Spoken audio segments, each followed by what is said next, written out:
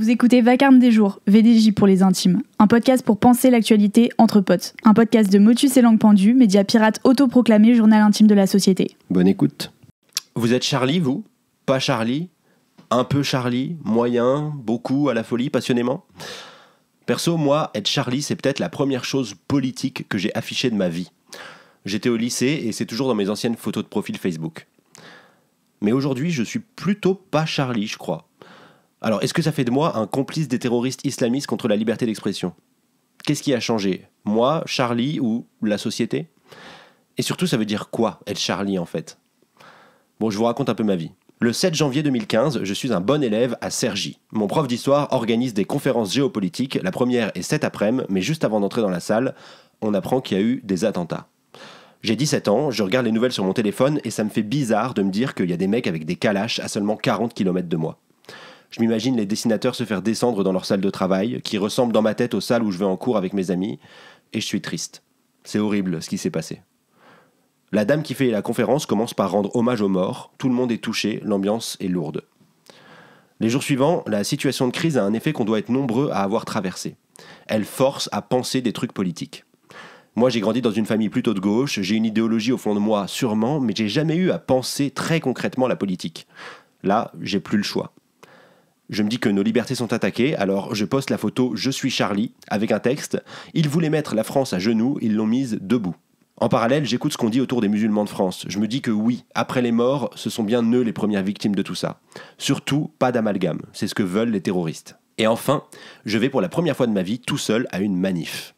Je prends le RER pour aller à République, je galère à rejoindre des amis parisiens pas vus depuis longtemps dans une foule comme j'en avais jamais vu. On finit par se retrouver et monter sur le toit d'un abribus. La foule est ultra compacte autour de nous, ça bouge quasi pas. De notre spot, on voit beaucoup de pancartes, je suis Charlie, je suis flic, pas d'amalgame, bref, que des belles choses, je me dis. C'est donc ça être Charlie, mais qui pourrait ne pas l'être ? Et oui, même si la police est à l'honneur, l'un d'eux a quand même été tué. Ça nous rappelle qu'ils risquent leur vie pour nous protéger. On se rend quand même compte de quelques trucs négatifs. Plein de chefs d'État ont récupéré le truc. Dont des salauds, je crois, un certain Netanyahou, voire peut-être des dictateurs, et ils défilent avec Hollande. Heureusement, notre président se fait chier dessus par un pigeon, on se dit que c'est l'esprit Charlie. Leur récupération, on chie dessus comme le pigeon, et on reste Charlie sereinement. La foule est trop dense pour aller où que ce soit, alors on fume des clopes sur notre perchoir toute l'après-midi en se racontant nos vies. Je rentre tard, affamé, tout sautant, mais rempli du sentiment fort d'avoir défié les terroristes en faisant unité au grand jour. Je me dis que c'est quand même beau, la politique, quand des choses graves nous font ignorer nos désaccords pour faire front contre le mal. Je trouve ça beau à l'époque. Aujourd'hui, je trouve que c'est précisément ça le problème. On ignore nos désaccords. Les drames empêchent de penser les choses avec recul. Empêchent de dire que si la tuerie est dégueulasse et injustifiable, il faut aussi reconnaître que Charlie tapait un peu plus sur les musulmans que sur les autres depuis quelques années. Pas que ça excuse, mais on peut comprendre que ce soit difficile pour certains d'être Charlie du jour au lendemain. Condamner, détester ce qui s'est passé, bien sûr, mais c'est pas la même chose de devoir se revendiquer Charlie si Charlie nous insulte depuis un bail. Le drame empêche aussi de dire que si tout le monde est triste qu'un policier soit mort en essayant de combattre le terrorisme, tout le monde n'est pas flic pour autant. Car pendant qu'on est des millions à République, les contrôles abusifs, les non prises en charge de plaintes pour viol, le racisme normalisé continuent dans la police. Bien sûr, c'est aussi normal de se rassembler, et il y a sûrement des aspects positifs à ça. C'est facile de se mettre en position froide de recul et de venir actualiser tous les gens qui prêchent la bonne unité, alors qu'en vrai, la société en a parfois besoin. Je dis juste que cette unité n'était peut-être pas si inclusive que ce que j'ai cru à l'époque. Si ça vous intéresse, Aurélien Bélanger creuse ce sujet dans l'émission C'est ce soir, sortie pour reparler de Charlie 10 ans après, en expliquant comment la tragédie de l'époque a empêché d'avoir une critique de fond sur le journal. Bon, et aujourd'hui ? Depuis tout à l'heure, je dis que les drames nous empêchent de penser, mais je crois que ça manque de précision de le dire comme ça. C'est plutôt le traitement qu'on en fait qui exige de nous de dire ou ne pas dire certaines choses. Le traitement que les politiques en font, et le traitement que l'espace médiatique en fait. Et c'est comme ça qu'étant Charlie pour soutenir la liberté d'expression et de caricaturer, qui elle-même est déjà prise dans des logiques complexes de culture plus ou moins légitimes, mais on n'a pas le temps ici, on se retrouve dans le camp de ceux qui défendent la vision raciste de la laïcité qui s'est imposée en politique ces dernières années. Et pour en avoir le cœur net, il suffit de regarder le journal. Les critiques qu'Aurélien aurait aimé adresser à l'époque sont toujours valables. On remarque que l'hebdo aime bien taper sur les Arabes. On peut parler des unes, par exemple, Algériens, reprenez vos imams, rendez-nous vos écrivains, en parlant de Boualem Sansal. une affaire de cet écrivain qui a été enfermé en Algérie les mois derniers. Ou bien de la une aussi commémorant le 7 octobre, où on voit Mélenchon et un islamiste qui courent après un juif, ensemble. En fait, quand on voit beaucoup des dernières caricatures de Charlie, on se marre moins, mais on a des messages idéologiques plus clairs. Eux qui riaient de tout à tout prix au début du journal, rient de moins en moins et surtout pas de tout. Riss, un dessinateur de Charlie, dit par exemple à propos de Guillaume Meurice et de sa blague sur le sgeg de Netanyahou, je cite, « L'esprit Charlie, ça n'est pas une poubelle qu'on sort du placard quand ça vous arrange pour y jeter ses propres cochonneries. » En fait, Charlie dit aujourd'hui pas mal les mêmes choses que BFM sur certains sujets, quand c'est passé news. Charlie, journal fondé par des anards de gauche pour picoter les fesses du pouvoir, est aujourd'hui un énième véhicule de la droitisation de notre espace politique, avec la fameuse laïcité comme premier cheval de bataille, celle qui sert à interdire les abayas et à dénoncer l'antisémitisme de ceux qui gueulent contre les génocides. Bref, l'esprit Charlie, si ça pouvait ne pas être clair il y a quelques années, c'est aujourd'hui celui de la pensée bourgeoise dominante. Une récupération encore plus triste quand on voit qu'elle s'est faite avec le consentement du journal et de sa rédaction actuelle. Et ben voilà. Que dire ? Le commencement. Non, mais en vrai, je suis contente qu'on fasse cette chronique parce que, que tu fasses cette chronique, parce que en vrai, moi, c'est un sujet qui me gratte un peu, genre qui avec lequel je suis pas hyper à l'aise parce que c'est un des trucs sur lesquels je me suis trouvée pour la première fois de ma vie un peu en décalage avec les autres gauchistes de notre espèce. Non, en gros, pour raconter l'anecdote, on en avait parlé avec Mar quand il préparait sa chronique. Pour moi, du coup, j'étais aussi extrêmement jeune quand ça s'est passé, Charlie Hebdo. Oui, je me rappelle, t'avais les boules parce que tu pouvais pas venir à la manif, tes parents ils voulaient pas. Ouais, exactement. J'avais 14-15 ans et non, j'avais 14 ans et en fait, quelques années plus tard, j'ai pas repensé à ça pendant ces années qui se sont écoulées. Donc j'étais toujours en mode évidemment, je suis Charlie, enfin pour moi, c'était évident et tout, je sais pas, ça se posait pas comme question. Et je me rappelle que quelques années plus tard, j'étais en Suède avec une pote que j'avais rencontrée là-bas et tout, qui était gauchiste et tout. On était à fond dans notre moment de politisation. Et en fait, on discutait et on était toujours d'accord la plupart du temps sur les sujets. Et un jour, je sais plus pourquoi, on parle de Charlie et tout à coup, elle dit comme ça ah ouais, moi, j'étais pas Charlie. Et je me rappelle que sur le moment, j'ai fait une descente d'organes, quoi. Pour moi, c'était complètement lunaire. Genre, j'étais en mode, mais enfin, comment ça, genre, pour moi, c'était impossible. J'étais là, mais c'est, oui. Genre, et vraiment, mon cerveau, il a eu un gros bug à ce moment-là. Et après, on en avait parlé, tu vois, elle m'avait expliqué un peu que, genre, en fait, être Charlie et être pour la liberté d'expression, c'est pas la même chose, en fait. Ça. Et que vraiment, et du coup, c'est ce que tu dis dans ta chronique. Et à l'époque, j'avais compris, tu vois, un peu intellectuellement, mais ça passait toujours pas de ouf. Et même à l'heure actuelle, tu vois, je suis un peu en bug et je pense qu'il y a beaucoup de gens aussi qui sont dans ce cas-là, qui ont pas, comme tu dis, tu vois, qui ont pas pensé politiquement ça parce qu'on se l'est interdit, parce que l'émotion, parce que mais aussi parce que justement, je trouve ta réaction c'est la meilleure preuve que l'espace médiatique et le traitement de ce qui s'est passé, ça nous a forcé à mélanger tout ça. C'est-à-dire, en fait, je suis Charlie était devenu je défends la liberté d'expression en France, tu vois. Alors que justement, comme Charlie, il a un passif par rapport à une certaine idéologie et tout, ça va pas de soi que tout ça se mélange. Et du coup, ça fait que quand on te dit je suis pas Charlie, tu te dis attends mais comment ça, tu es contre la liberté d'expression et pour le terrorisme, alors que pas du tout. Mais du coup, comme dans l'espace général c'était devenu amalgamé toutes ces choses-là, c'était difficile de faire la nuance et ça l'est toujours d'ailleurs un peu aujourd'hui, même si ça l'est de moins en moins avec le recul. Même, je trouve que c'est super touchy, tu vois, de dire en vrai en fait ça veut dire quoi je suis pas Charlie comme revendication pour toi. C'est ça, c'est aussi que comme je suis Charlie ça peut vouloir un peu dire plein de choses, on met un peu ce qu'on veut dedans et c'est ce que l'espace médiatique global ou l'espace politique global met dedans qui devient la définition un peu de tout le monde, mais finalement c'est jamais très clair. C'est-à-dire tu peux dire je suis Charlie en mode je me revendique d'une appartenance idéologique à ce journal et je valide tout ce qu'ils font, comme tu peux dire au lendemain des attentats je suis Charlie parce que je suis triste qu'il y ait eu des morts, et entre les deux en fait il y a un gap énorme. Oui, mais du coup pour moi j'ai l'impression que la compréhension globale c'était pas je suis Charlie, je valide tout ce que dit Charlie, tu vois. dès l'époque. C'était plutôt je suis Charlie, c'est-à-dire peu importe ce que dit Charlie, je suis pas d'accord avec le fait qu'il y ait des gens qui veulent censurer cette parole. Tu vois. Ouais, mais ça c'est aussi toi ce que tu as choisi de mettre dedans, et aussi ce que je veux dire c'est que ça devient je me revendique d'une appartenance à Charlie malgré nous, c'est-à-dire même si toi c'est ça que tu as envie de mettre, en vrai la phrase c'est quand même je suis Charlie, et de la phrase je suis Charlie est né le fameux esprit Charlie. Enfin, on parlait un peu déjà d'esprit Charlie avant, mais maintenant ça s'est généralisé, et donc l'esprit Charlie c'est quoi? En fait, ce que la plupart des gens te répondent dans l'espace politique et médiatique, c'est la défense de la laïcité. Donc c'est même plus la liberté d'expression ou la liberté de caricaturer. Ça devient je suis Charlie, donc je lutte contre l'islamisme. Donc c'est très bizarre comment ça se décale en fait, ces choses-là. Mais tu vois, du coup moi ce que ça me pose comme question aujourd'hui, c'est du coup qu'est-ce qu'on défend en fait. Enfin tu vois, est-ce que quand même on défend la liberté d'expression même sans être Charlie, tu vois. Enfin, est-ce que c'est pas justement quand on décale un peu le sujet, est-ce qu'on pourrait pas dire qu'on n'est pas Charlie et qu'on pense que le journal par exemple il doit arrêter de faire ses caricatures, tu vois. Est-ce que tu penses ça toi par exemple? Non, j'en sais rien. Moi je pense que la liberté d'expression c'est quelque chose d'important. Enfin je veux dire, voilà, je vais pas redire des banalités comme ça.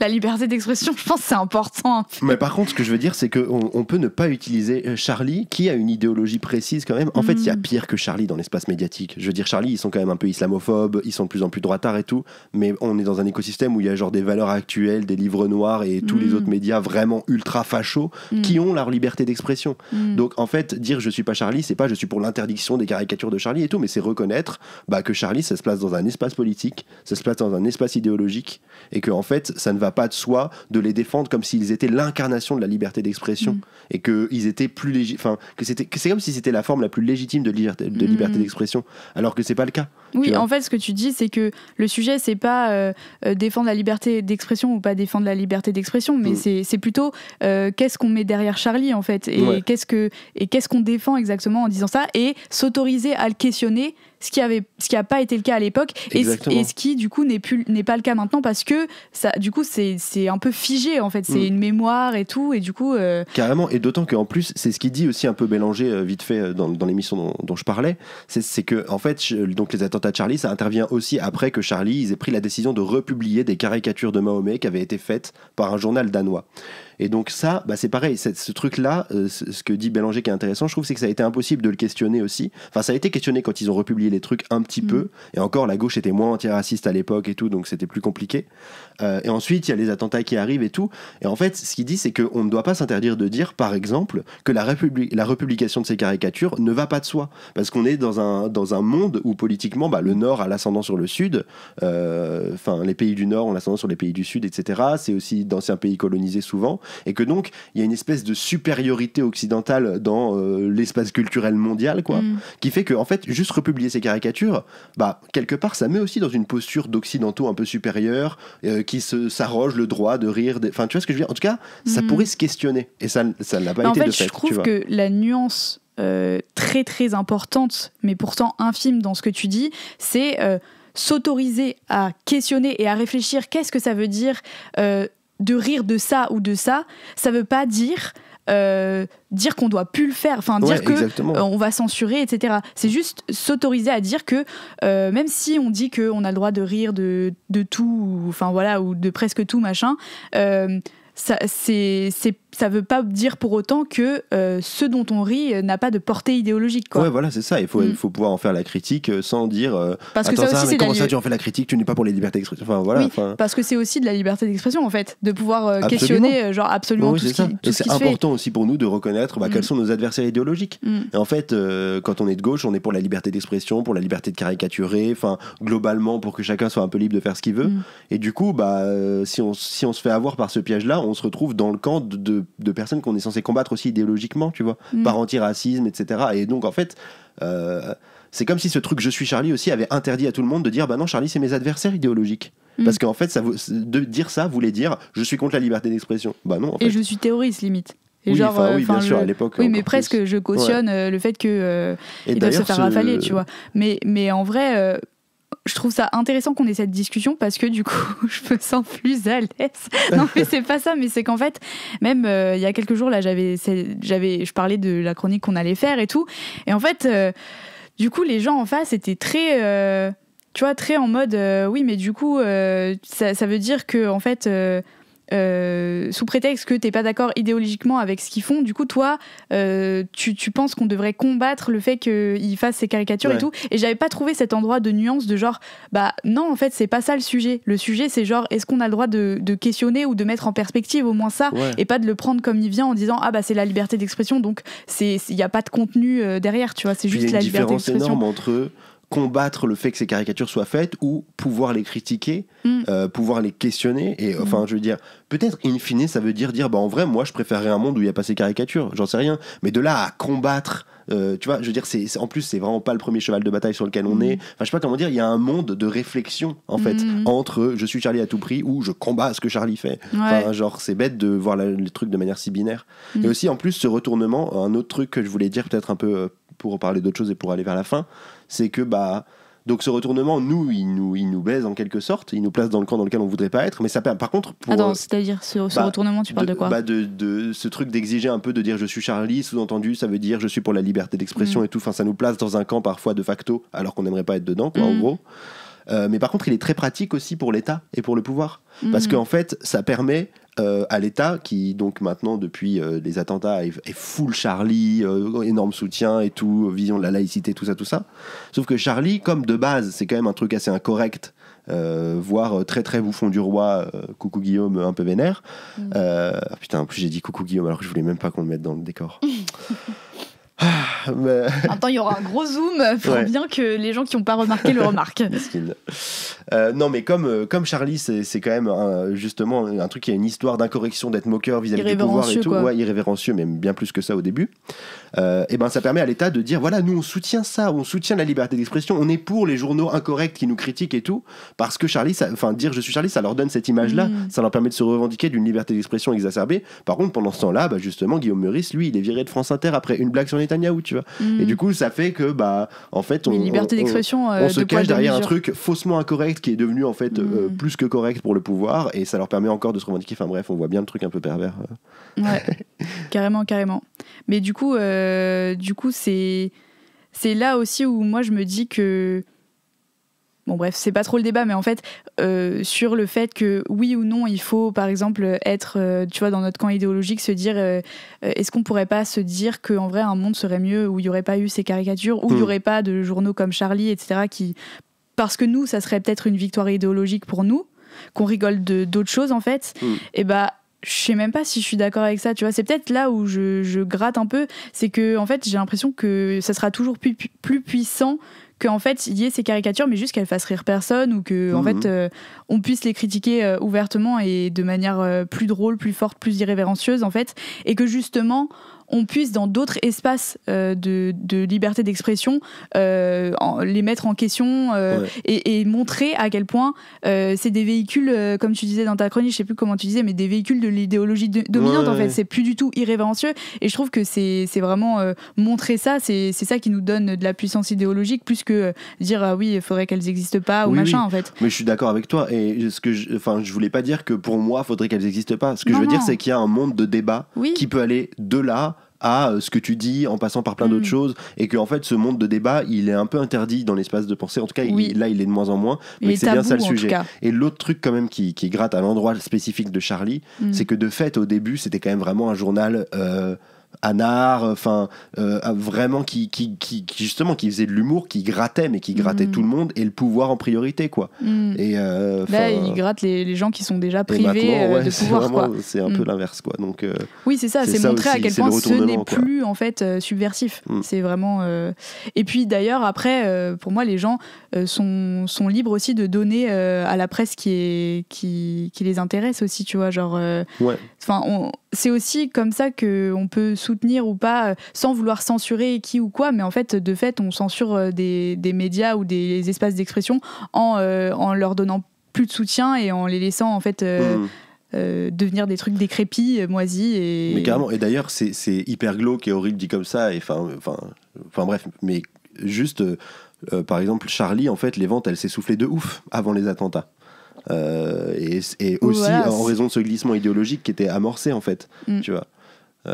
Mais bon, Je dis pas ça pour dire ils en ont profité. Enfin, bien évidemment que non, tu vois, c'est un enfer. Non, mais en vrai, c'est une autre manière aussi de fait, ça les a replacés à un centre et il y a des pouvoirs qui se sont saisis de ce centre. Ce que je voulais dire, c'est que la liberté d'expression, au lieu de, tu vois, en jouer en appuyant la censure de certains trucs, on pourrait au contraire donner de l'argent à ce qu'on a envie de voir, tu vois. Et c'est une autre manière de défendre ou non la liberté d'expression de fait, tu vois, économiquement parlant.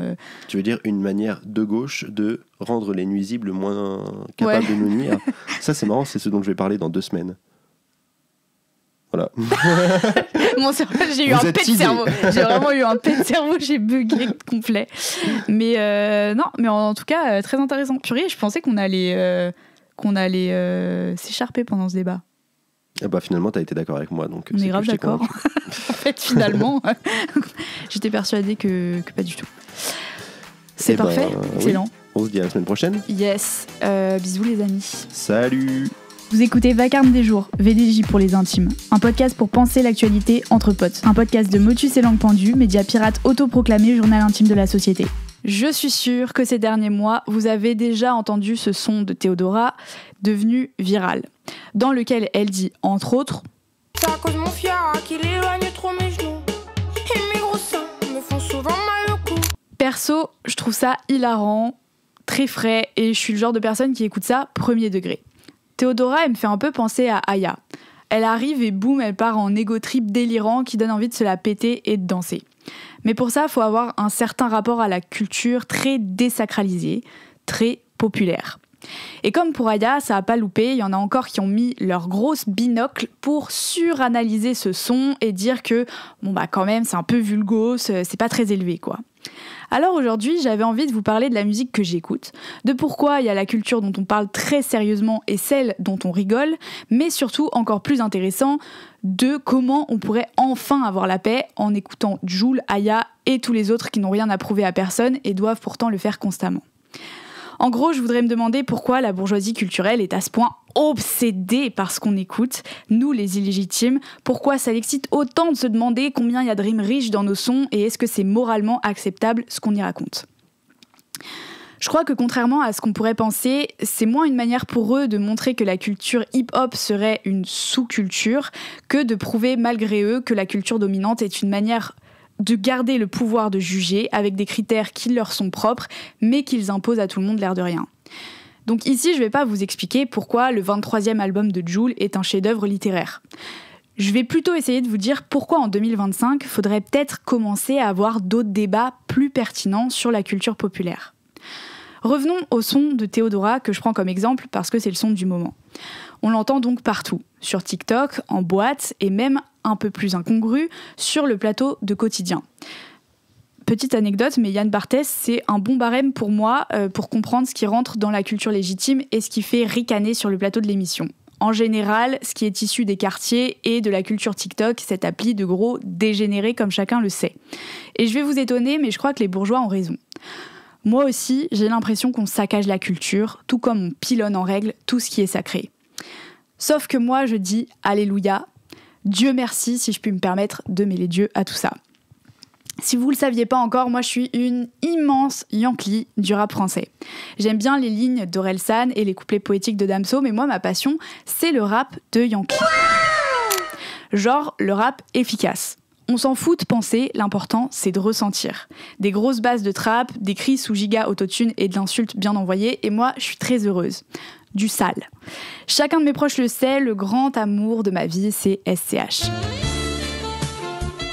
Le rap marseillais. Bien sûr, Jul a aussi une sacrée place dans mon cœur.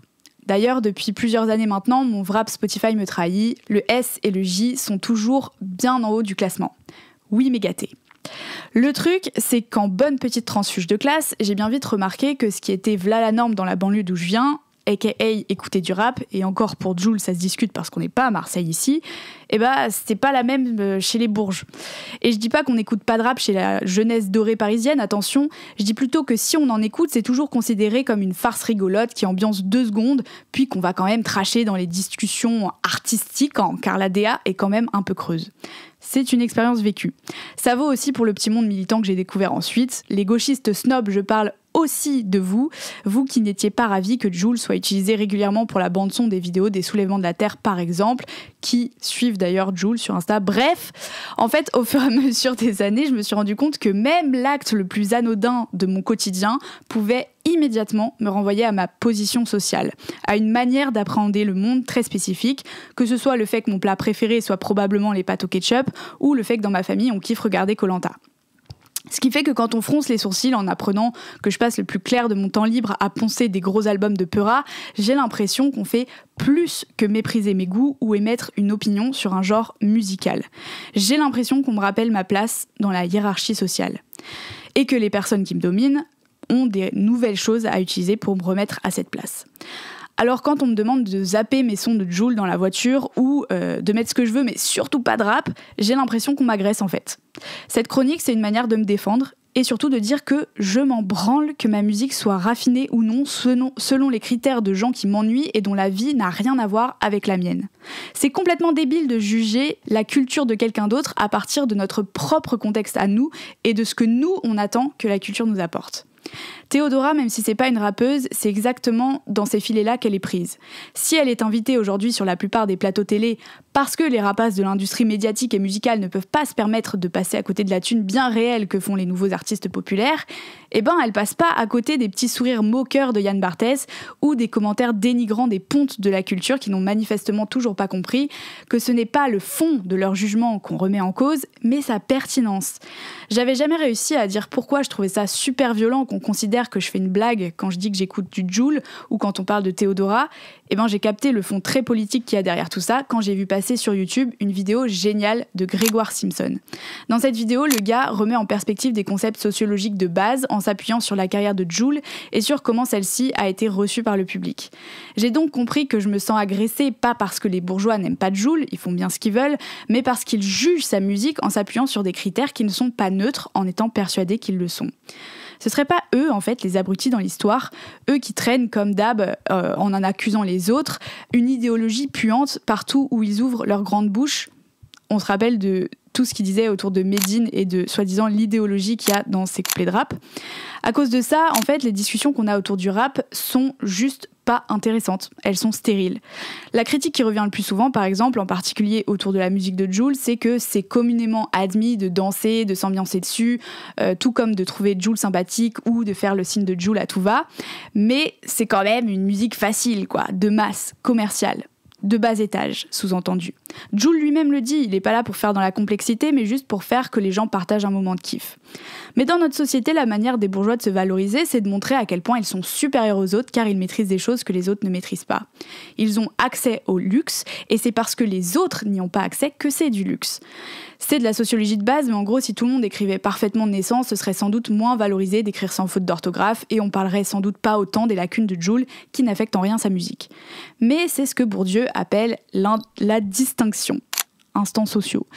Je vous laisse aller checker cette fameuse vidéo de Grégoire Simpson pour les détails, mais en gros, ce qui importe aux bourgeois dans la critique de Jul ou du rap français actuel, c'est pas d'apporter une opinion culturelle, c'est de montrer qui ils sont. La musique de Jul trahit notre appartenance de classe, et ce qui rend aussi les critiques de la pensée dominante inefficaces, c'est qu'il s'en fout et l'assume. Le sujet n'est pas là. Et justement, c'est ça qui me déprime dans les critiques bourgeoises du rap. C'est du hors-sujet tout le temps. Jul raconte les trucs qu'il vit sans s'encombrer d'une structure avec intro, péripéties, climax et épilogue. Sa musique n'est pas faite pour être rapportée à l'écrit, mais pour se chantonner sur des mélodies simples, des samples populaires et familiers qui peuvent instantanément faire danser. Mais les bourgeois regardent le plaisir avec un œil de prof. Ils aiment les trucs abstraits et intellectuels, loin des basses émotions qu'il faut d'ailleurs cacher au max dans cette culture. Pour eux, le langage est un art. Dans les rédactions à l'école, par exemple, on s'en foutait de l'histoire qu'on racontait et de si elle restituait, oui ou non, notre langage de tous les jours. C'était la forme du récit qui était valorisée. Mais pour les classes populaires que Jul assume de représenter, le langage est un moyen, pas un truc esthétique qui fait joli. Or, raconter la vraie vie, décharger des émotions par la musique, ce que veut faire Jul, pour faire ça, ça sert à rien d'avoir un rapport distant et structuré par rapport à la musique. Au contraire, et les bourges sont bien incapables de faire ça. Mais leurs critères de jugement, c'est aussi ce qui fait qu'on les écoute, qu'ils nous font douter de nous-mêmes, qu'ils maintiennent une forme de respect qu'on ne leur doit pas. Je rappelle qu'ils sont en train d'allègrement bousiller nos conditions de vie sur Terre de tous les côtés, mais c'est une autre question. Ils ont intérêt, en fait, à faire de leur prisme, de leur vision de la culture et de leurs critères, un espèce de truc sacré, la vraie culture, l'unique manière d'avoir du goût. Et pour finir, je trouvais qu'Aurélien Bélanger, un essayiste, le disait super bien dans un article de France Culture où il racontait à quel point le rap le terrorisait quand il était petit parce que justement, il rendait ses critères de jugement hors sujet. Il dit « Ce que je ressentais, et c'était en cela que le rap m'inquiétait vraiment, c'était qu'il était l'unique émanation artistique spontanée de l'époque. Le rap était de l'ordre du cri, un cri que rien n'aurait structuré en amont, quelque chose comme la comparution immédiate de la réalité urbaine. » Pourtant, les bourgeois, ne vous inquiétez pas, ont vite fait de se réapproprier ces trucs-là. Ils commencent déjà à sélectionner ce qui serait le bon rap, le mauvais rap, le rap conscient, le rap débile, eux qui regardent tout au prisme de la connaissance et de l'intellect. Mais le rap, ce sera toujours les tripes, et nos tripes vous emmerdent. Petite citation de SCH au passage pour se faire plaisir. On laissera que les écrits et les traits, toutes les bonnes actions. Le reste c'est du flan, t'es dans un dream, et les vrais le savent.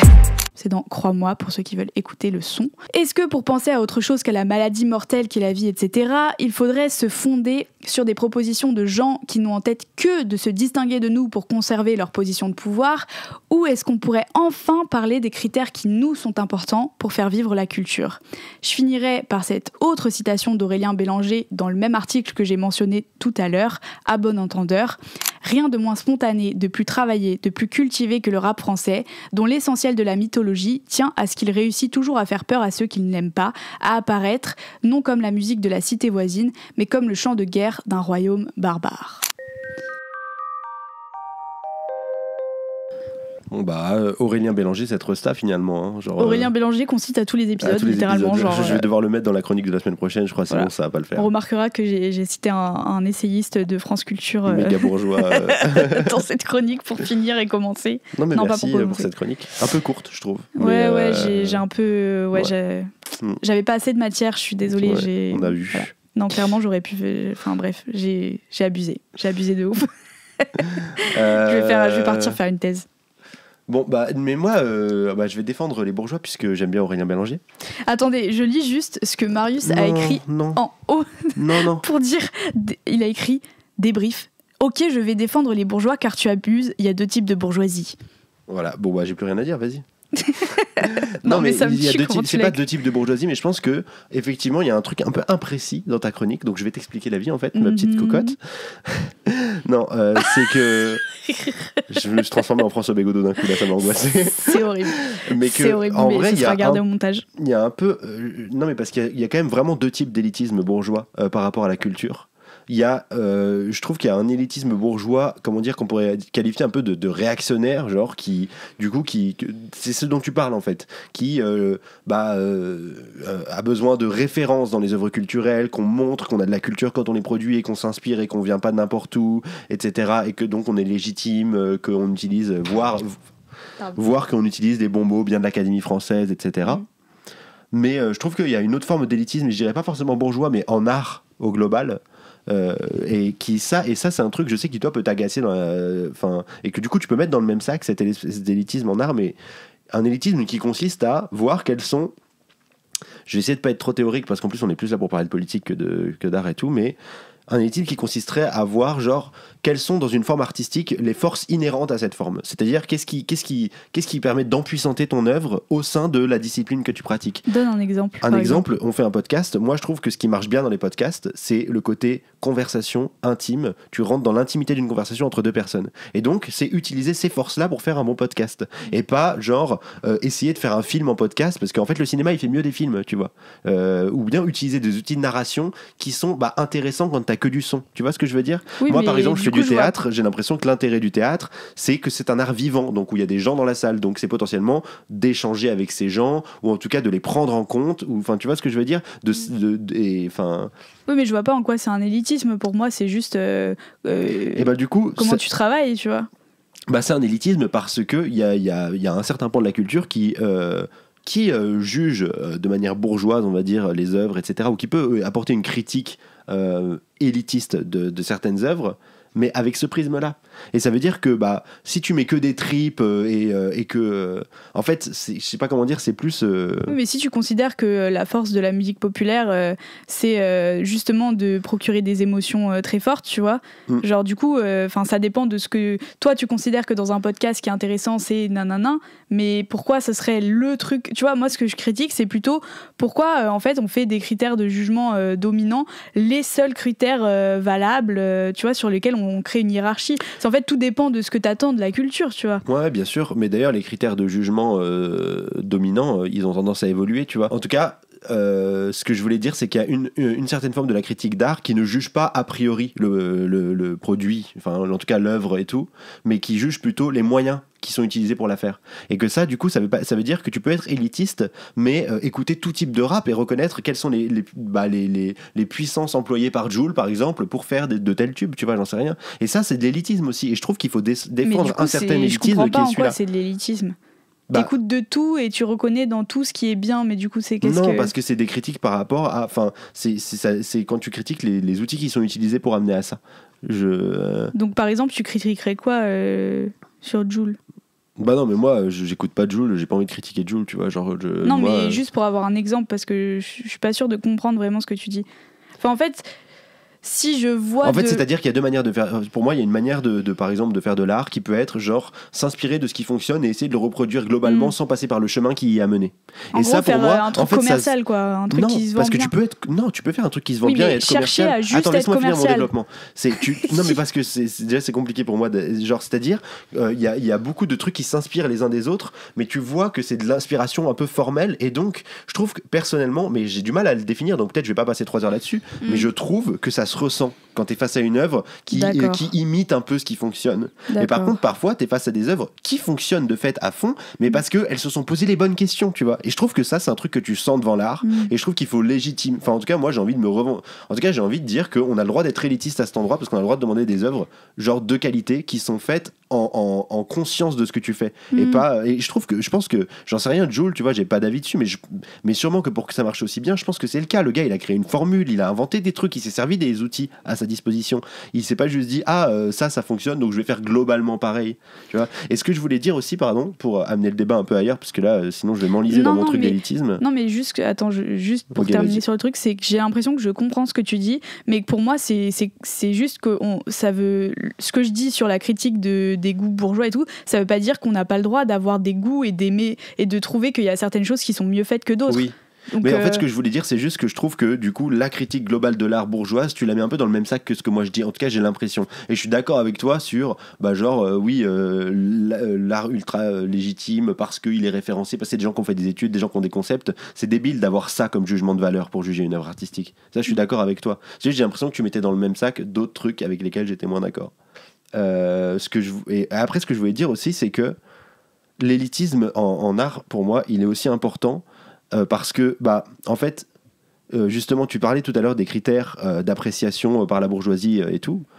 Ces critères-là, ils évoluent. Et notamment, il y a un critère d'appréciation que la bourgeoisie aime beaucoup, c'est le critère économique. Et donc, par exemple, Théodora ou d'autres artistes populaires comme ça, finalement, ils se retrouvent légitimés par leur réussite économique. Et je trouve que c'est important aussi, quand même, de veiller sur le monde de l'art pour qu'il y ait toujours une place pour l'expérimental, pour les gens qui n'ont pas de succès économique, parce que c'est aussi eux qui finalement nourrissent quelque part les succès économiques, qui peuvent aussi faire avancer certains domaines artistiques, etc., etc. Et pour moi, genre, ça veut pas dire légitimer la culture populaire et tout, au contraire, c'est important de la légitimer de plus en plus et tout, comme tu le dis, enfin, je veux dire, il y a un combat à mener là-dessus pour revendiquer de pouvoir appartenir à n'importe quelle culture. Mais par contre, il y a un des dangers de la culture populaire, surtout quand le critère d'appréciation il est économique, c'est qu'elle devienne un monopole. Et du coup, en fait, si par appréciation économique, on se met à légitimer uniquement les trucs qui marchent, comme tu dis, là, le capital, lui, il s'en réjouit, tu vois. Oui, les bourgeois, ils s'en réjouissent parce qu'ils disent, oui, très bien, ça rapporte du fric, et du coup, on va couper des subventions au cinéma d'art et d'essai, quoi. Et en fait, je pense que c'est important que les deux puissent coexister et que donc, parfois, on est obligé de se placer un peu contre cette culture populaire aussi, parce que c'est aussi la culture de l'argent, tu vois. Et même si, genre, du coup, c'est bizarre parce qu'il y a deux trucs pour lesquels on est pour sombres et pour lesquels on est contre qui se mélangent, mais c'est important aussi de de continuer à défendre aussi une culture qui est à la marge et qui effectivement souvent vient de milieux un peu élitistes et tout, mais pas que. Il y a aussi des gens marginaux qui se retrouvent du coup dans ces cultures de marge. Et en fait, tout ça se mélange vachement entre bourgeoisie, pas bourgeoisie et tout. Je comprends ce que tu dis et au fond, je suis d'accord, mais je trouve que ça fait oublier que par exemple, tu vois, des artistes comme Jul, etc., qui effectivement ont été validés par une nouvelle forme d'élite qui est plus l'élite traditionnelle, bourgeoise, etc., mais plutôt la nouvelle bourgeoisie, justement, qui valorise tout ce qui fait de l'argent. Et ben, en fait, le problème, c'est que du coup, là, on se dit, ouais, c'est légitimé et tout. Mais en fait, pas du tout. Justement, moi, je voulais aussi le dire dans la chronique, mais j'avais pas le temps de développer tous les aspects, mais genre que, en fait, la gentrification du rap, entre guillemets, le fait que, maintenant, en fait, les gens comme Yann Barthès, machin, enfin, désolé, c'est le bourgeois type, vraiment, oui, c'est le persona. Ils sont obligés, en fait, de les inviter sur les plateaux, etc., parce que oui, aujourd'hui, c'est eux qui font de l'argent. Et ben, en fait, pour moi, c'est pas une forme de légitimation, tu vois. On voit bien la différence entre quand ils invitent, par exemple, Théodora, dans la manière qu'ils ont de s'adresser à elle, et du coup, la manière qu'ils ont d'inviter quelqu'un d'autre de la culture plus traditionnelle, tu vois. Bah, c'est vrai, mais en même temps, ils l'invitent. Oui, mais peu importe. Même, en fait, justement, moi, je pense que c'est dangereux de se dire, en fait, elle est invitée. Je suis d'accord, mais je pense qu'il faut c'est dire une bête de foire, tu vois. Vraiment. Ouais, genre dans la manière dont on s'adresse à ces artistes-là, c'est. Mais ça, c'est vrai. C'est bien sûr, je suis d'accord avec toi, mais je pense que c'est important quand même de dire les deux parce que les deux coexistent, d'une part, et d'autre part, il y a autre chose aussi, c'est que ces artistes-là, et on peut pas leur en vouloir, ils ont envie aussi d'appartenir à la culture légitime. Alors Théodora, c'est peut-être un peu faux parce que elle est quand même assez spécifiquement politisée par rapport à pas mal d'autres artistes et tout, et donc je pense qu'elle est vigilante à ces trucs-là. SCH, c'est un mec très fin, je l'aime beaucoup moi aussi, mais il fait des vinyles. Tu vois, il se revendique de la culture sexy et légitime. Mais bien sûr. Donc en fait, c'est des trucs aussi qui vont. Tu vois. Mais bien sûr qu'ils s'en revendiquent. Mais ce que je veux dire, c'est que c'est pas un truc où du coup, moi j'ai l'impression qu'ils gagnent rien à faire ça en fait. Qu'au contraire, ils sont récupérés d'une manière qui les dessert. Il gagne le droit de faire son avant-première au Théâtre du Châtelet avec un orchestre.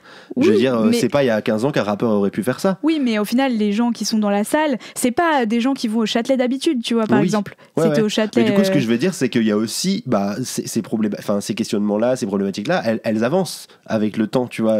Et enfin, je veux pas dire tout va bien, je suis pas d'accord avec toi, ça s'améliore. Et d'ailleurs, juste pour clarifier ce que je veux dire, peut-être que ça serait une très mauvaise nouvelle que SCH fasse des vinyles et soit récupéré par la bourgeoisie, tu vois. Peut-être qu'on a aussi envie de continuer à pouvoir légitimer des cultures qui viennent de milieux vraiment populaires et qui sont aussi par un certain aspect marginal, différemment des gens qui font de l'art et essai, tu vois. Mais peut-être qu'on est un peu triste aussi que, je sais pas comment dire, on se plaint de pas être légitime et en même temps on n'a pas envie de l'être, parce que qu'est-ce que ça veut dire être légitime dans ces milieux-là, tu vois. Oui, mais moi, ce que je veux dire, c'est que pour moi, le sujet, c'est pas est-ce qu'ils doivent ou ne doivent pas devenir légitimes dans la légitimité, la manière traditionnelle qu'on a d'imaginer la légitimité. Moi, je dis qu'il faut qu'on fasse percer d'autres critères de légitimité, et c'est pas du tout le cas en ce moment. Et ça change pas que, bien sûr, qu'il faut aussi légitimer genre le cinéma d'art et d'essai ou je sais pas quoi, mais juste, je pense que c'est pas le même sujet, tu vois. Mais parce du coup, ça demande d'être précis, c'est ça que je voulais dire. C'est juste parce que justement, le critère de légitimité, ça marche, et pour moi, il est pas suffisant, tu vois. Parce que du coup, il y a des trucs qui. Oui, mais c'est pas ça que je dis, tu vois. Oui. Je suis d'accord que c'est pas ça que tu dis. Il y a du rap qui marche et je pense que ça c'est pas du tout le même ressort que par exemple la musique de Jul. Ouais, non, mais en vrai. T'as levé ton sourcil, j'étais en mode qu'est-ce qui va me dire. J'attendais que tu clashes des rappeurs et des rappeuses pour qu'on ait un peu de drama enfin. Non, je vais pas dire des noms. Si je peux rajouter un dernier truc. Oui, on est à peine à 1h30 de rush de toute façon. Donc... non, mais en fait, ce que je trouvais grave intéressant, et il faudra vraiment qu'on mette en lien la vidéo de Grégoire Simpson là, que je cite, parce que c'est vraiment une très bonne vidéo. C'est la vidéo justement qui parlait de la carrière de Jul et tout. Et en fait, ce que je trouvais intéressant, c'est aussi que du coup, il rappelait ce qui a fait que historiquement, nos goûts se sont constitués de la manière dont ils se sont constitués. En gros, il disait, en fait, les bourgeois, pour se distinguer des classes populaires et tout, c'était aussi, ils étaient attirés par ce qui était plus complexe, par ce qui était moins dans le plaisir immédiat, moins proche des émotions et tout, parce que, en fait, c'est aussi une façon de dire, bah moi, en fait, dans ma vie, j'ai le temps de me cultiver, parce que je dois pas faire des travaux bassement communs et vulgaires. J'ai des espaces qui sont libres de toute problématique ordinaire, où en fait j'ai du calme, j'ai accès à... Et en fait, du coup, ça vient de là aussi, cette manière de dire il faut forcément que ça soit complexe, il faut forcément que ça touche pas trop fort aux émotions, il faut forcément... Enfin, tu vois, tout ce qui apporte du plaisir immédiat, c'est aussi lié à une espèce de puritanisme religieux qui était à un moment une certaine forme de pouvoir qu'avait la bourgeoisie sur des classes plus vulgaires. Et justement, j'avais mis dans mon truc, mais l'étymologie du mot vulgaire, ça vient justement de ce qui est en fait commun, populaire. Je suis d'accord avec toi, mais simplement, genre, faut aussi voir quand même que les critères d'appréciation de la bourgeoisie, ils évoluent. Et c'est-à-dire, tu dis, ça vient de là, ça vient des bourgeois qui, du coup, en revendiquant d'avoir une culture, revendiquent qu'ils ont du temps dans leur vie parce qu'ils ont, une situation qui leur permet de penser les choses et tout. Ok. C'est peut-être un critère de légitimation de la bourgeoisie qui a existé et qui existe encore dans une certaine mesure. Mais aujourd'hui, un des critères principaux de légitimation et d'appréciation de la bourgeoisie, c'est la valeur travail qu'on voit dans le produit. C'est est-ce qu'on voit que les gens, ils ont bossé, quoi. Et comment on voit qu'ils ont bossé ? Quand ils ont du succès, tu vois. Et donc, en fait, il y a toujours ce truc-là économique de l'argent. En fait, j'ai l'impression que maintenant, c'est plus valorisé, presque, non, mais là, je te de parle faire pas de l'argent. Je te parle pas de comment c'est fait, je te parle de ce que toi t'écoutes, tu vois. Pas comment ça a été fait.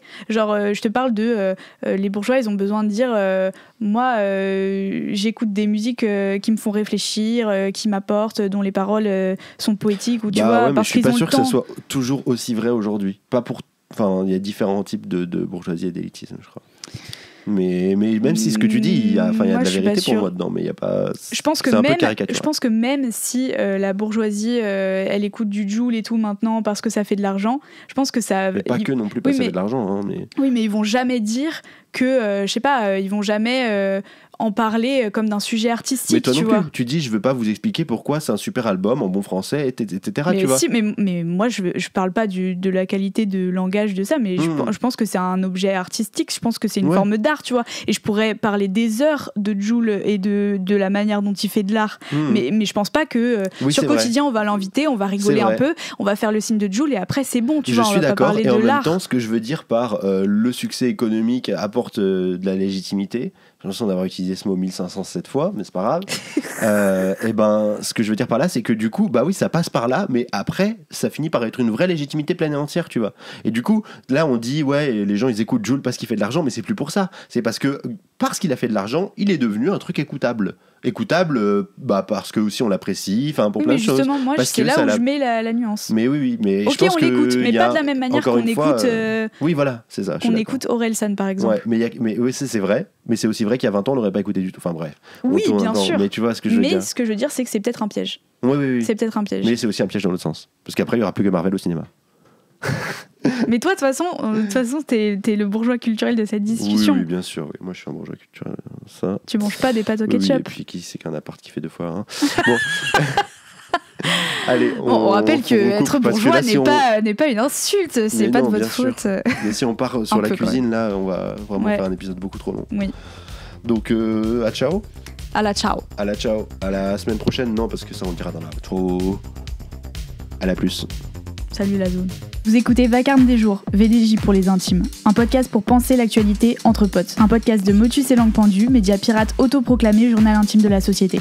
Delay, Deny, Defend, c'est une doctrine bien connue des compagnies d'assurance américaines comme une méthode pour rembourser leurs clients le moins possible sur les frais de santé. Deny, Defend, Depose, c'est l'inscription qu'on a retrouvée gravée sur la balle qui a fini dans la tête de Brian Thompson, CEO d'United Healthcare, l'une des principales compagnies d'assurance assassiné dans la rue en décembre dernier. Quand j'ai appris que ce PDG s'était fait tuer, je me suis juste dit « Ok, un crime de plus au pays des gens qui se tirent dessus parce que c'est leur droit inaliénable, bravo à eux », et je suis passé à autre chose. Un peu plus tard, j'ai appris qu'il y avait cette gravure sur la balle, et là ça m'a un peu plus intéressé. Ça voulait dire que le gars qui avait fait ça avait calculé son coup, et même plus qu'il voulait faire passer un message. Le gars, c'est donc Luigi Mangione, jeune américain issu d'une famille aisée. Il s'est imprimé un gun avec son imprimante 3D et il a shooté ce fameux PDG. Si jamais l'inscription sur la balle n'était pas suffisamment claire, Luigi a écrit tout un manifeste qui explique pourquoi il est dégoûté par les compagnies d'assurance. Il y dit des trucs plutôt vrais.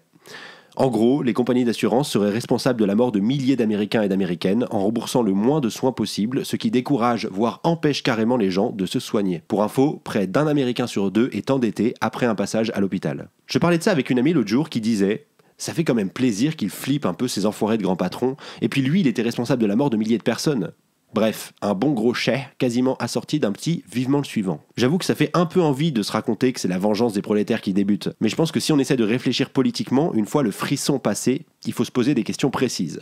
Des questions d'efficacité et des questions de morale. À vous de définir dans quel ordre selon le ou la gauchiste que vous êtes. Alors tuer des PDG, est-ce que c'est efficace ? J'aimerais bien pouvoir me dire que oui. Parce qu'on réglera la morale après, mais si au moins ça pouvait faire un peu bouger les choses, ça serait toujours ça de prix. Peut-être qu'ils vont se mettre à flipper, à lâcher du mou, mieux rembourser les gens, augmenter les salaires. Ouais. En fait, historiquement, ce type d'action directe, en gros l'assassinat de bourgeois, provoque bien la première partie de la réaction. Ils flippent. Sauf que jusqu'ici, dans toutes les périodes qui ont connu ce type d'événement, leur peur ne se traduit pas par lâcher du lest au prolo, mais plutôt en accentuer la répression et la sécurité pour mieux se protéger. Du coup, même si on aimerait que ce soit on les tape, ils s'excusent et ils rendent l'argent, c'est en fait on les tape, ils nous tapent dessus encore plus fort pour nous punir. Pour l'efficacité donc, on repassera. Mais faire de la politique, c'est aussi se poser des questions morales. Et du coup, je me demande, est-ce une bonne idée d'aller jusqu'à tuer des gens pour parvenir à nos fins ? Parce qu'on pourrait paraître pas très solide politiquement si on prône la paix, mais qu'on tue des gens par exemple. Mais bon, on a tous lu Naruto, parfois certains racontent qu'il faut en passer par la violence pour obtenir la paix. Ça légitimerait un peu tout ça. On est un peu dans la philo là, mais en vrai ce que j'en pense, c'est que les réponses qu'on apporte à tout ça dépendent vachement de où on se trouve dans la société. Est-ce que nos adversaires sont pour nous des ennemis mortels ou pas ? À quel point leur pouvoir met directement notre vie en danger, ce qui nous mettrait presque dans une posture de légitime défense finalement ? Et ben ça dépend beaucoup de qui on parle comme adversaire et surtout de notre niveau de privilège. On tranchera pas aujourd'hui de toute façon. Un truc qui me questionne plus, c'est qu'est-ce que ça nous fait à nous d'adopter des stratégies militantes si violentes. Dans Ni vieux ni traître, un documentaire de Pierre Carl qui interroge ces formes de militantisme en revenant des années plus tard sur le groupe Action Directe qui a mené des actions militantes violentes dans les années 80, Joëlle Aubron, qui a elle-même assassiné un PDG de Renault, dit à propos des victimes, je cite, « Éthiquement et humainement, il n'est pas question de justifier la mort de quiconque, mais je ne peux formuler ni regret ni repentir. Je trouverais cela indécent par rapport aux victimes et à ceux qui restent. Ce serait une posture. Je porte en moi cette responsabilité, pas seulement parce que j'ai été condamné, mais parce que j'appartenais à cette organisation. » Et elle parle aussi plus tard de le sortir des logiques de mort. Il faudrait en fait chercher les moyens de gauche d'empêcher les nuisibles de nuire. Ce serait ça, sortir des logiques de mort. Ce serait aussi ça, mener un combat politique à la hauteur de nos idées. Et je pense que ça serait aussi ça, mener un combat politique efficace dans son entièreté. Alors, je suis peut-être idéaliste, mais j'ai quand même dans ma team quelqu'un qui a participé à plusieurs assassinats dans un groupe d'extrême gauche, a fait des années de prison pour ça, puis est sorti juste pour mourir d'une tumeur et a pris le temps de nous dire ça avant. Moi je pense que c'est en nous différenciant de nos adversaires qu'on gagne une bataille politique. Parce qu'une bataille politique, ça se gagne avec la masse. Et la masse n'est que rarement pour tuer des gens, en tout cas des individus précis, en tout cas dans notre société. Au contraire, en étant irréprochable, on montre que nos appuis sont solides. Si on ne fait pas de concessions avec nos idées, c'est qu'on n'en fera pas non plus une fois au pouvoir, et je crois que c'est ça qui donne confiance aux gens dans un mouvement politique. Maintenant que j'ai dit ça, ne pas vouloir tuer des gens comme Luigi n'empêche pas de dénoncer l'hypocrisie énorme de notre société sur cette affaire. Oui, Brian Thompson peut être pointé comme responsable de la mort de milliers de personnes. Et pourtant, on parle beaucoup plus de sa mort à lui. Celle d'un seul homme, dans le pays qui aurait les moyens de faire pression sur Israël, par exemple, et qui laisse les morts continuer par milliers.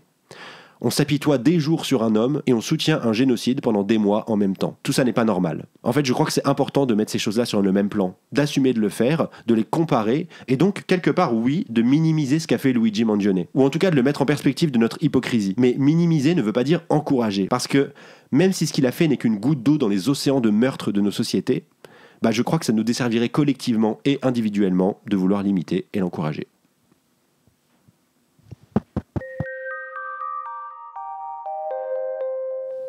Oui.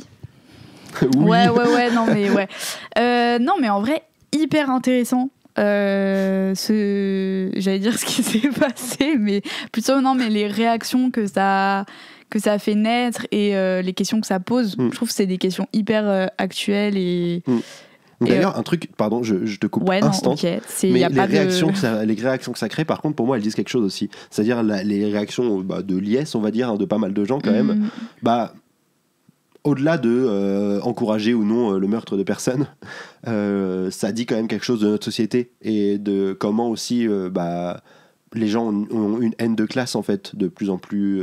En tout cas, je sais pas si c'est de plus en plus parce que nous sommes si jeunes, mais qui est bel et bien présente et du coup qu'il y a une espèce de fond aussi de conscience des inégalités énormes qui traversent notre société. Voilà. Et en vrai, au moment où on enregistre, c'est pas si loin, mais du coup, ça me fait un peu penser aussi aux scènes de liesse à la mort. De Le Pen.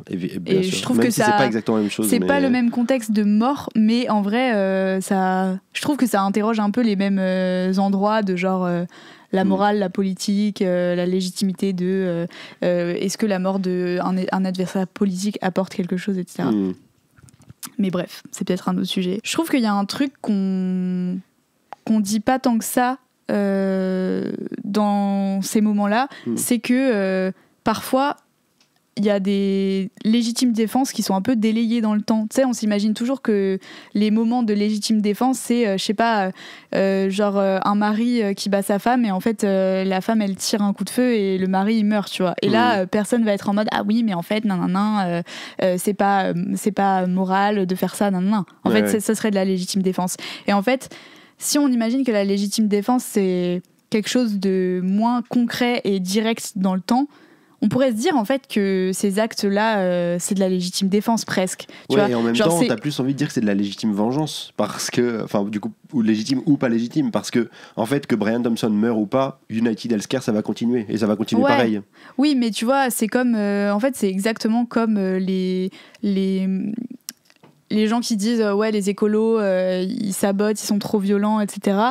Et qu'en fait, on dit, bah ouais, mais en fait, à un moment, on est menacé de mort, tu vois. Ouais, mais pour moi, il y a quand gens. même une différence entre deux choses. Enfin, oui, mais parce que déjà, les écolos, ils tuent pas des gens, ils sabotent des choses précises. Oui, mais en tout cas, ce dont tu parles, j'ai l'impression, Non, mais je veux dire, même... du coup, concrètement, ils empêchent de fonctionner des outils qui sont mortifères pour nous. Alors que là, tuer un mec, ça ne va pas changer le système. Ça ne va pas empêcher les outils qui ont été mis en place par United Healthcare pour rembourser le moins possible les gens et se faire de la thune de continuer à exister. Mais quand tu fais de la légitime défense, justement, le principe, c'est que tu réfléchis pas au global comment démanteler le système. C'est dans une situation donnée, t'as tellement aucun pouvoir sur la situation que tu décides de t'attaquer à la branche qui est en face de toi, tu vois. Après, ça se discute, mais en vrai, je trouve que du coup, ça met en perspective différemment les choses. Et je me rappelle, j'avais parlé avec notamment mes grands-parents, c'était sur les thématiques d'écologie, mais je repense à ça. Mais en fait, où tout d'un coup, quand j'avais mentionné le fait que nous, on était mis en danger de mort par ces gens, et qu'en fait, on n'avait absolument aucun pouvoir démocratique ou quoi que ce soit, ou politique sur eux. Et en fait, tout d'un coup, mes grands-parents qui étaient absolument choqués évidemment des trucs de sabotage et tout, enfin bref, voilà, classique, et ils avaient tout d'un coup changé de discours, tu vois, et changé de regard. Maintenant, au-delà de ça, quand on passe sur le truc de légitime défense et tout, ce que je trouve intéressant, c'est que quand tu dis quand on s'intéresse à la politique, on s'intéresse aussi à la morale. Ça pourrait se discuter, mais en même temps, je trouve que c'est assez vrai dans ce cas-là, parce que au-delà de dire oui, mais est-ce que j'irai en enfer parce que j'ai tué un PDG, je sais pas quoi, machin. En fait, c'est plus intéressant de se dire en quoi ça va affecter mon engagement politique, tu vois. Genre, en quoi ça va le rendre utile ou moins utile. Est-ce que ça va le rendre efficace ou moins efficace. Est-ce que je le fais pour la beauté du geste, pour être dans une forme de posture et en fait, ça sert à rien et ça me dessert mon combat politique. Et je trouve que du coup, là, la morale et la politique, elles sont un peu mêlées, tu vois, parce qu'on pourrait se dire aussi, est-ce que, en fait, se dire que notre outil politique, c'est l'assassinat, est-ce qu'on n'est pas en train de pourrir de l'intérieur, tu vois, de se dire... Moi, c'est plus ça la question morale, au-delà de pourquoi le gars le fait. Mais du coup, elle est politique aussi pour moi. Oui. Mais je veux dire, pour moi, il ne faut pas mélanger la question morale de pourquoi il le fait, c'est-à-dire est-ce qu'il le fait moralement parce qu'il est révolutionnaire ou est-ce qu'il le fait par bas instinct pour se mettre dans une posture. Ça, presque, j'ai l'impression qu'on pourrait en parler mais que ça le regarde. Mais par contre, la question morale qui se pose, c'est... moralement, est-ce que c'est justement, est-ce que cette action nous sert ou pas, tu vois, nous sert ou pas, et y compris moralement, c'est ça que je veux dire, tu vois ce que je veux dire, c'est pas la posture morale du gars qui l'a fait, mais c'est l'action en soi qu'il faut penser moralement, je pense. Parce que ça veut dire qu'après, quand on fait rentrer ce truc-là, genre un assassinat politique, dans le spectre de nos actions politiques, ça veut dire qu'on considère ça aussi comme un levier, qu'on peut le reproduire. Oui, voilà. Ça veut pas dire, genre, cet acte-là, est-ce que c'est bien, mal, etc. Ça veut dire, est-ce que dans le futur, c'est un truc qu'on utilise, tu vois. Ouais, c'est ça. Est-ce qu'on a envie de revendiquer ? Ouais, c'est ça. Exactement. Est-ce qu'on a envie de dire c'est plus qu'un fait qui s'est passé et qui peut avoir une portée symbolique, mais un outil dans notre arsenal révolutionnaire. Oui, c'est ça. Mais moi, je sais pas. Toi, t'as un avis sur cette question ? Bah oui, moi, mon avis, il est un peu dans la chronique. C'est que du coup, bah non. Je pense, moi, personnellement, je pense que... Parce qu'en fait, c'est ça, si on suit cette logique, bah du coup, ça devient normal de tuer des gens. Pour remporter un combat politique, ce qui je pense nous abîme collectivement, nous en tant qu'individus, la société, et c'est ce que dit Joël Aubron dans ce truc de sortir des logiques de mort, voilà, c'est tout ça que j'ai voulu dire. Et je pense que c'est plus important parce qu'il y a un autre truc aussi, tu peux aussi en faire des martyrs. C'est presque, ça peut aussi se retourner contre nous. C'est ce que j'allais dire. C'est que ça, moi, je pense que c'est important de régler cette question pour nous.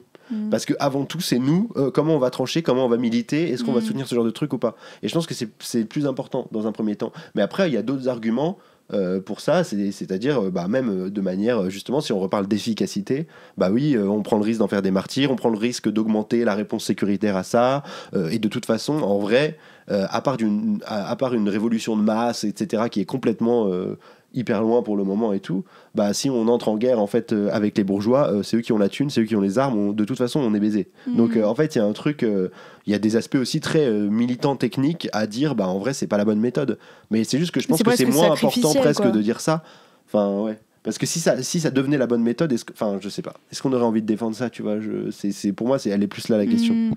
Ouais.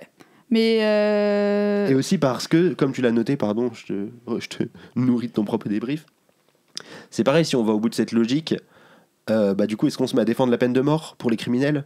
Ou est-ce que finalement, on s'arroge juste, nous, le droit de donner la mort aux bourgeois et aux élites ?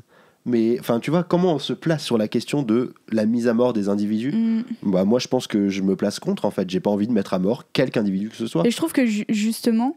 ce qu'il y a d'intéressant dans cette affaire, c'est que ça nous permet de réfléchir à un truc qui est hyper tabou en fait, et aussi de penser en fait politiquement ça, parce que j'ai l'impression que les réactions de Liès, etc., qu'il y a eu, c'était aussi des réactions comme quand Le Pen est mort, de rébellion face à la morale, tu vois, à une morale qui nous empêche de réfléchir et qui dit de base c'est mal, donc voilà, point, on réfléchit pas plus loin.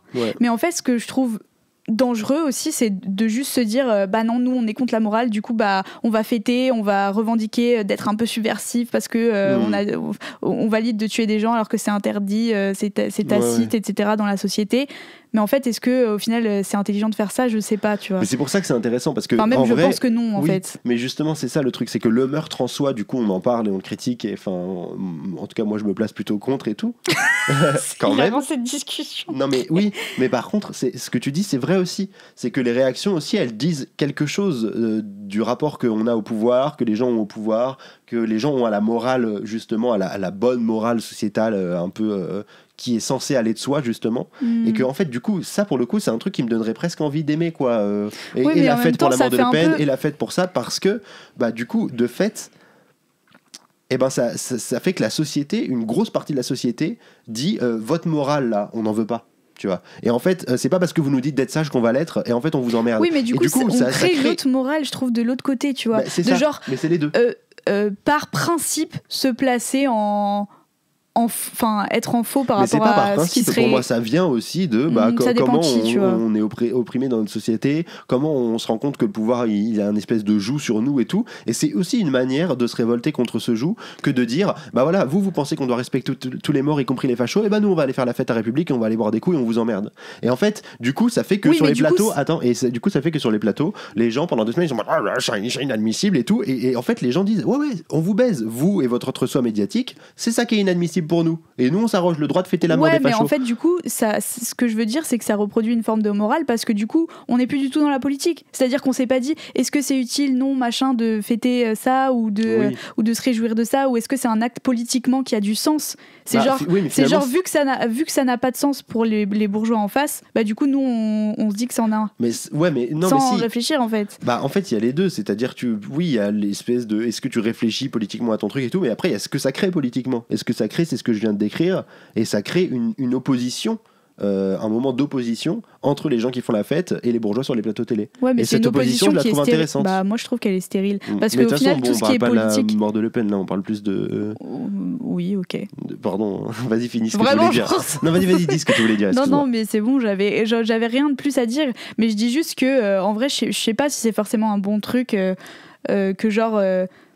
Enfin, en fait, les gens sont révoltés contre l'état de fait, contre le statu quo, contre la morale qu'il y a dans notre société, mais j'ai pas l'impression que ce soit une nouveauté et qu'on soit en mode ah trop bien, ça s'exprime enfin. Enfin, j'ai l'impression que c'est un peu un état de fait d'impuissance politique, qu'on est genre à chaque fois qu'il y a un truc comme ça, on réussit à faire la fête, etc. Mais c'est un peu parce qu'on n'a aucune autre raison de se réjouir, tu vois. Enfin, moi, c'est pas un truc où je me dis trop bien que ça s'exprime. Mais tu vois, là, encore une fois, tu questionnes le pourquoi on fait ça. Moi, ce que je te dis, c'est que je suis assez d'accord avec toi sur pourquoi et tout, enfin, qu'il faut se poser ces questions-là. Mais après, il y a ce que ça produit de fait aussi, tu vois. Et mais qu'est-ce que ça produit, justement? Ce que je disais, cette opposition que ça produit. Mais moi, je comprends pas en quoi l'opposition. C'est l'opposition entre est-ce qu'on se réjouit de la mort de quelqu'un ou pas, tu vois. Genre, c'est pas l'opposition entre. Non, c'est plus. Mais bon, on va pas refaire. Enfin, mais c'est plus global que ça, tu vois. Je trouve que c'est un rejet global des valeurs. Tu vois, de certaines valeurs qui sont promues dans l'espace politique. Et les gens qui disent, bah, nous, ces valeurs, on n'en veut pas parce qu'on n'est pas d'accord avec vous, tu vois. Et je pense que c'est. Oui, mais le débat, il s'est décalé, pour moi. Quand on débat sur le fait de faire la fête ou non, le débat, il s'est décalé. On parle plus des valeurs derrière, on parle de faire la fête ou non. Et c'est plus intéressant pour moi. Non, je pense qu'on parle des deux à la fois, mais. Non, mais. Bon, bref, mais voilà. Juste pour moi, c'est intéressant de questionner au-delà de la morale. Voilà. Et justement, c'est ça que je voulais dire, c'est qu'il y a quand même un autre truc. Non, mais il y a quand même un autre truc que ça crée, c'est que ça fait qu'on en parle. Et en vrai, ça fait presque bizarre. Enfin, je sais pas comment dire. Nous, on est là, on parle d'assassinat, de meurtre, on va sûrement mettre des bips dessus au montage, j'en sais rien. Enfin, et en fait, finalement, ce que je dis dans cette chronique et ce qu'on dit globalement, c'est qu'on est quand même contre le meurtre des gens. Et pourtant, on a l'impression que c'est déjà hyper touchy d'en parler et tout. Mais en fait, je crois que c'est important de le faire aussi dans nos espaces, de se questionner jusque-là, dans ces trucs-là et tout. Et le fait qu'il y ait des gens qui le fêtent et qu'il y ait des gens qui soient en liesse pour ça et tout et qui incarnent ça, tu vois, ça fait que nous, du coup, on a un espace pour en parler avec recul. Alors que s'il n'y avait pas eu ça, ça serait encore plus compliqué. On se sentirait encore moins légitime de nulle part d'arriver et de dire alors est-ce qu'on tue des gens ou pas, tu vois, alors que c'est des questions qu'il faut adresser en fait. Je suis pas sûre. Moi, je pense. J'ai l'impression que justement, mais du je coup, dis pas ça que c'est bien pour autant, hein, mais. Oui. Non, mais en vrai, oui, peut-être. Mais je suis pas 100% sûre de ça. Je pense qu'on en aurait quand même parlé. En mode, justement, il faut adresser cette question, c'est intéressant et personne l'a soulevé. Alors que là, ça a été soulevé de plein de manières qui n'étaient pas très intéressantes. Comme elle est soulevée de plein de manières, du coup, ça élargit l'espace dans lequel on peut en parler, quoi. Oui. Le truc de la fenêtre d'Overton, les termes, voilà, insupportables. Ouais. Anyway, encore pire. Oh bon, ça va, oui. Fais le désolé Todd. Pour le vocabulaire, le Todd. Que t'as imité. Je peux pas. Tu l'as si bien fait tout à l'heure et c'est horrible. Ouais, c'était pas pour les caméras. Anyways. Arrête. Je me suis rendu compte que je l'avais redit au moment où je l'ai redit, je t'ai regardé. Ok, bon là, faut couper, hein, c'est fini. Hein. C'est finito. Ouais, c'est finito. Ciao. Il y aura une outro. Oui. Et merci à vous d'avoir suivi cette intégrale. Oui, je regarde pas du tout la caméra parce que je voulais m'habiller, faire genre que j'étais en train de partir pour faire l'outro, mais voilà, c'est de plus en plus. Oh non, c'est de pire en pire. Non, pas lui, s'il vous plaît. Je ne cautionne pas. Enfin, si, ça va, mais vite fait quoi. Merci. Et donc, on se retrouve la semaine prochaine pour un nouvel épisode dont on ne connaît pas encore le sujet, puisque là, c'était donc l'intégrale donc merci d'avoir suivi cette intégrale. Et on arrive la semaine prochaine avec des nouveaux vêtements, puisque cette fois-ci, ça sera un nouveau tournage. Et n'hésitez pas à nous dire ce que vous en avez pensé en commentaire, à vous abonner à la chaîne de Motus et Langue Pendue, et à nous soutenir. Tous les liens sont dans la description. Voilà. Je crois que j'ai assez expliqué longuement pour les autres outros en quoi ça consistait. Donc on me dit ta gueule dans l'oreillette. Bisous, ciao.